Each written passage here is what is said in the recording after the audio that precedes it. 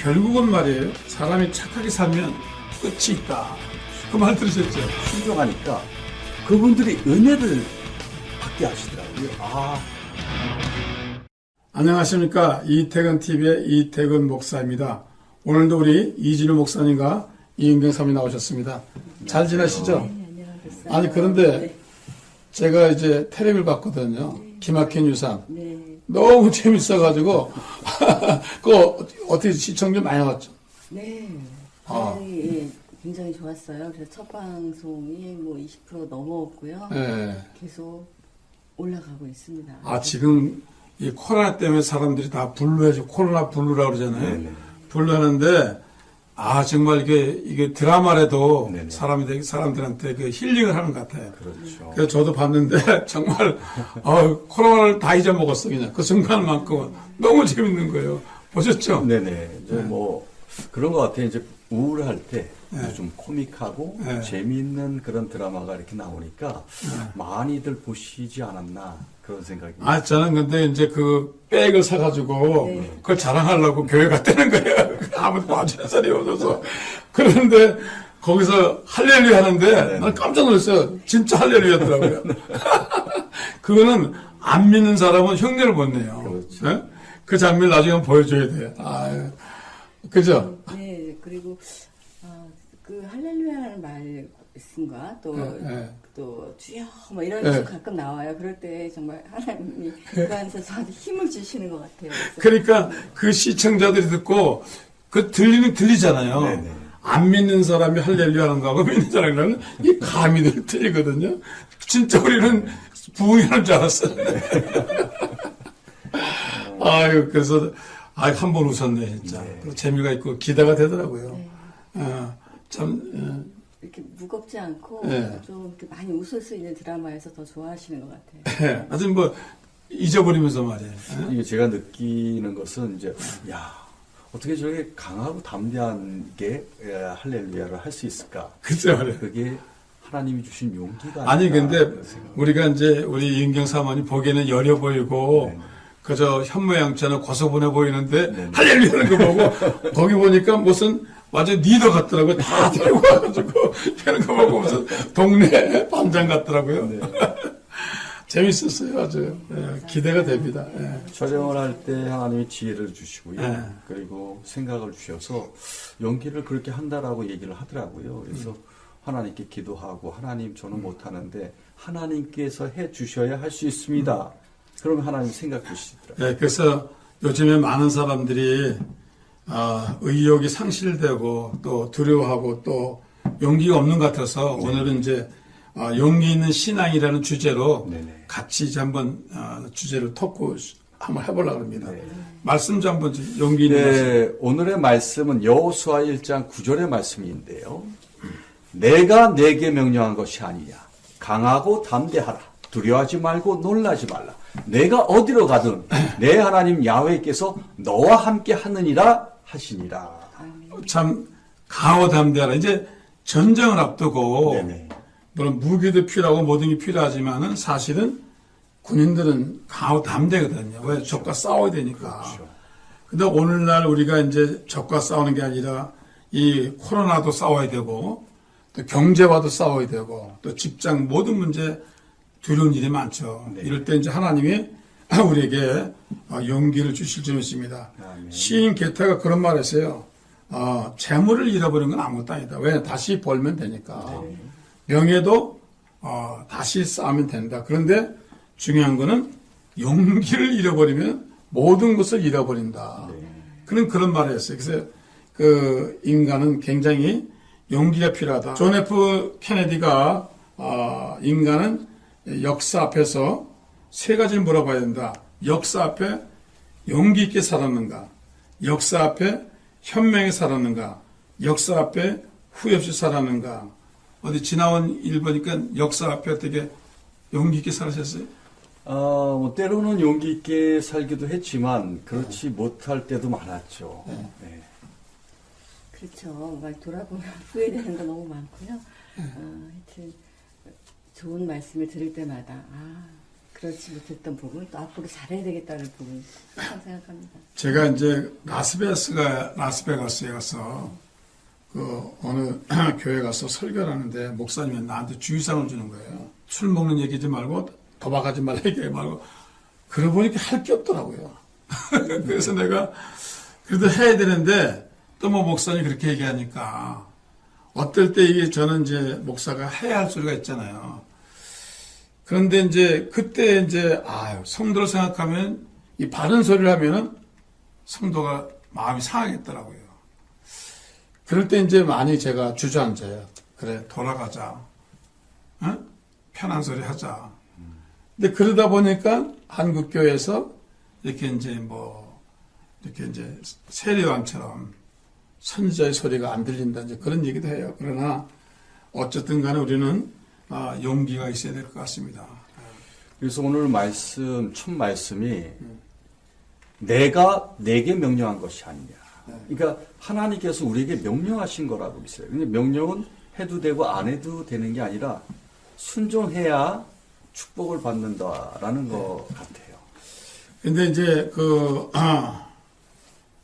폴 틸리의 존재 용기라는 책이 있는데 그거 보니까 용기를 이제 4번 나눠서 하더라고요. 네. 도덕적 용기, 사회적 용기, 신체적 용기, 신앙적 용기 있는데 도덕적 용기란 뭐냐면은 자기가 이렇게 이제 만약 지갑을 주셨을 때 지갑을 돌려주는 용기. 이제 그런 걸 이제 도덕적 용기라고 그러는데 실제로 미국에서 오렌지 카운티, LA의 아래에 오렌지 카운티라는 군 같은 단위가 있는데 거기에 부엔나 파크라는 작은 시가 있어요. 거기에서 이제 실직을 하고 이 아들 며느리 이제 시어머니 집에서 얹혀 사는 거예요. 근데 너무 답답하니까 이제 그것 때문에 아이 쇼핑하라고 그러죠. 그냥 사진 못하고 그냥 눈만 즐기는 쇼핑을 나갔는데 이 사람이 지갑을 주신 거예요. 지갑을 주셨는데 그 지갑 안에 돈이 2,000불이나 있는 거예요. 근데 이 사람이 시험이 되는 거예요. 이제 야 이거를 내가 돈이 쓸까? 아니면 갖다 줄까? 그래서 이제 이분이 이제 그래도 믿는 사람이니까 파출소에 갖다 줬어요. 그러면 대개 이제 그 지갑을 주신 사람, 거기 이제 운전면허증 있으니까 그 사람 불러가지고 이제 줬죠. 그러면 이제 그 사람이 아유 고맙습니다 그러고 사실 한 10분의 1을 줘야 되거든요. 네. 사례를 해야 되건데 이 사람이 살을 안 한 거예요. 근데 우연히 기자가 파출소에 있다가 그 내용을 듣고 기사를 쓴 거예요. 야 이렇게 참 현명한 사람, 이렇게 참 용감, 이렇게 진실한 시민도 있다, 착한 시민도 있다. 그렇게 얘기하니까 이제 사람들이 저거 인터넷 들어와가지고 그 사람에게 돈을 주기 시작한 거예요, 이제. 내가 주겠다. 그래가지고 얼마나 많이 걷었냐면은 방송에서 그 사람이 모금을 했는데 1억 3천만 원 걷었어요. 그래가지고 이게 진실 대가다. 네. 당신은 진실하고 성실한 시민이기 때문에 우리가 당신을 도와줘야 된다. 그리고 또 이제 회사에서 전화가 온 거예요. 회사에서 많이 이런 사람 우리가 채용하겠다. 네. 그래서 두 부가 다 채용도 하고 돈도 걷어주고 시민상도 받았는데 결국은 말이에요. 사람이 착하게 살면 끝이 있다. 그렇죠. 그 말 들으셨죠? 네. 예? 착한 끝은 있다. 네. 네, 그지? 그 말. 또 말씀이 생각나는 게 네. 이제 그것도 심는 거잖아요. 네. 너희가 무엇으로 심든지 그대로 거두리라. 네. 그러니까 선을 행했더니 행함이 없는 믿음은 죽은 믿음인데 행함으로 갔더니 살아있는 믿음이 됐고 그 살아있는 믿음으로 말미암아 또 하나님이 역사하셔서 그런 축복을 받은 게 아닌가 그런 생각이 드네요. 그래서 이제 작은 일이지만은 우리가 예수님이 너희는 세상의 빛이라 그랬거든요. 네. 근데 이런 빛도 이것도 빛이죠. 전기별 빛이 아니라 양심의 빛을 비치니까 다른 사람들이 착하게 살아야 됐구나. 돌려줄게. 사실 지갑 잊어버리면요 얼마나 많아. 저도 한번 잊어버려봤는데 미국으로 들어가기 직전에 회식을 하고 제가 이제 그 지갑을 꺼내가지고 돈을 지불하고 그 계산대 옆에다 놨어요. 놓고 내가 그냥 온 거예요. 뒤에서 지갑을 꺼내가지고 계산하고 놓고 집에 왔으니까 없는 거예요. 그 이제 식당에 갔더니 모른다는 거예요. 거기는 미국 운전면허증도 있고 뭐 소셜식 뭐 별게 다 있는데 다 신고가 가는데 아유 속상하더라고요. 근데 한 번은 제가 이제 은행에 그 ATM 카드를 돈 찾으러 갔어요. 토요일 날. 근데 누가 지갑을 갖다 놓은 거예요. 또 네. 이제 꺼내놓기 좀 바빠가지고 간 것 같아요. 그래서 보니까 지갑이 얇은데 학생증이 있더라고요. 근데 뭐 이름은 제가 모르겠고 그런데 제가 이제 안 만졌어요. 그 지갑 왜냐하면 옛날에 그 뉴스 보셨죠? 만지면 걸리는 거예요. 야. 어떤 사람이 미끼를 던질 수도 있어요. 왜냐하면은 테레 보니까 지갑을 만졌는데 거기 돈이 많았다는 거야. 그 우기는 거야. 네가 가졌지 않았냐. 그 내가 그거를 이제 들은 기억이 있어가지고 안 만진 거예요. 네. 안 만지고 경찰 부른 거예요. 네. CCTV가 있으니까 돈 차는 데니까. 그 경찰이 왔더라고요. 그래서 나는 안 만졌다 이거. 열어보지도 않았으니까 경찰 당신들이 열어보고 찾아줘라. 나는 내 명함에서 주나 목사다. 그러고 왔어요. 그 잘못인지 열어보면요. 아니 왜 돈이 많았는데 현찰이 돈이 없냐? 이러면서 이제 시비를 부는데요. 그러니까 이런 것 때문에 사람들이 이제 양심적인 일을 하고 싶어도 못할 때가 있는 거예요, 이제. 응?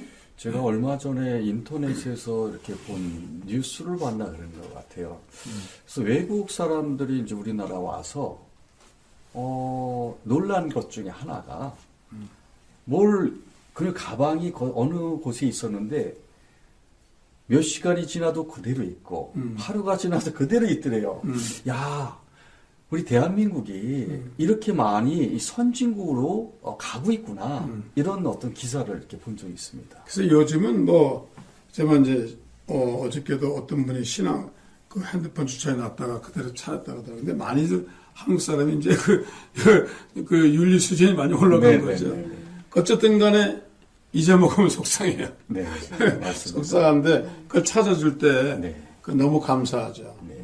그리고 이제 또 이제 인간은 사회적인 용기가 있어야 되는데 사회적 용기는 뭐냐면은 이제 이제 사회가 부정으로 갔을 때나 네.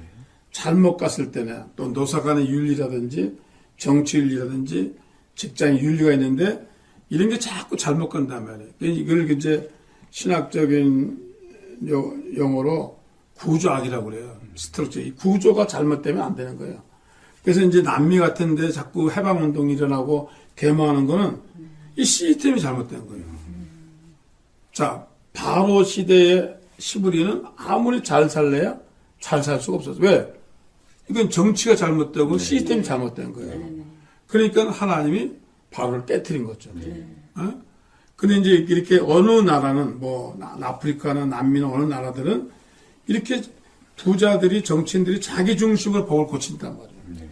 그리고 가난한 사람은 아예 올라올 수 없게 만들고 돈도 안 빌려주고 그래서 이제 그 해방 신학이라는 것이 그래서 생긴 거예요. 그러니까 이제 옛날에 천주교 신부들이 뭐 거기 같이 반군하고 같이 붙어가지고 싸우고 막 그러잖아요. 그게 이제 그런 거예요. 그런데 이게 이제 이런 거를 또 너무 얘기 안 하면 소비자 센터도 그렇잖아요. 소비자 센터도 뭐 차를 잘못 만든다든지 그럼 바른 소리 해야 되는데 바른 소리 안 했어요. 그럼 점점 나빠진단 말이에요. 그래서 이런 사회학이 있는데 이럴 때 어떻게 바른 소리 하셔야죠. 이제 요즘에 이제 그런 분들이 좀 이렇게 간혹가다 있으신 것 같아요.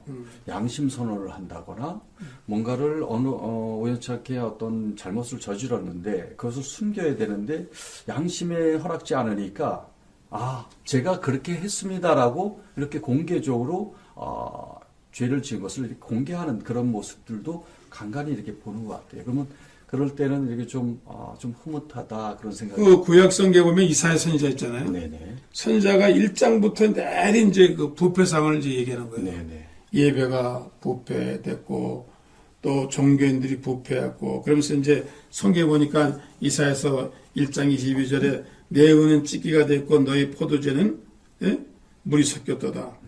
내 방백들은 패역하여 도적과 짝하면 다 내 물을 사랑하며 사례물을 구하며 고아를 위하여 신원치 않으며 과부의 송사를 수리치 아니한다. 그러니까 계속 이제 그 예배의 타락이 사회의 타락이 되고 사회의 타락이 경제의 타락이 되고 경제의 타락이 도면처럼 정치 타락이 되는 거예요.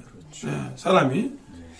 그래서 결국 이제 이사야가 얘기한 거는 예배가 타락하면은 기준이 가치가 떨어진다는 거죠. 그래서 예배가 타락하면 영혼이 잘못되면 범사가 잘못되고 다 잘못된다는 거죠. 그래서 이걸 바로 잡자. 이사 얘기는 그건데, 오늘날에도 우리가 이제 만약 저울눈을 속인다든가 기준치를 없애면은 이건 안 되죠. 그렇죠. 그런 건 이제 우리가 이제 얘기를 해야죠.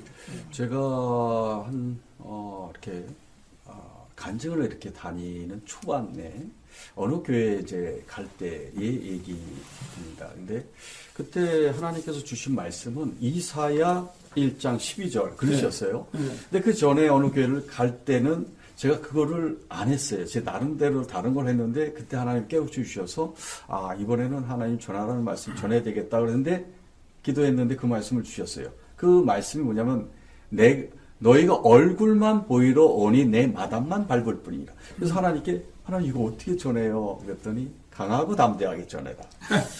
그래서 걱정이 되고 그랬는데 어쩔 수 없이 이제 하나님이 하라고 하시니까 전했어요. 근데 놀라운 건 하나님이 하라고 명령하셨을 때 순종하니까 그분들이 은혜를 받게 하시더라고요. 그래서 그때 깨우쳐 주신 건 하나님이 전하라는 대로 더하지도 말고 덜하지도 말고 전해야 되는구나. 이걸 그때 깨우쳐 주셨습니다. 그래서 이제 물론 이제 상당히 도덕적인 기준이 높아졌고 인류적인 기준이 높아졌지만 그래도 다시 한번 우리가 이 세상에 살면서 우리가 참 도덕적으로 용기를 가지고 사회적 용기가 있으면은 이 나라는 참 소금이 되고 빛이 되어서 아주 행복한 나라. 그래서 이 윤리 수준이나 도덕 수준이 세계에서 1위가 되는 그런 대한민국이 될 줄로 믿습니다. 아멘. 오늘도 시청해주셔서 감사합니다. 그럼 다음 시간에 또 만나겠습니다. 네.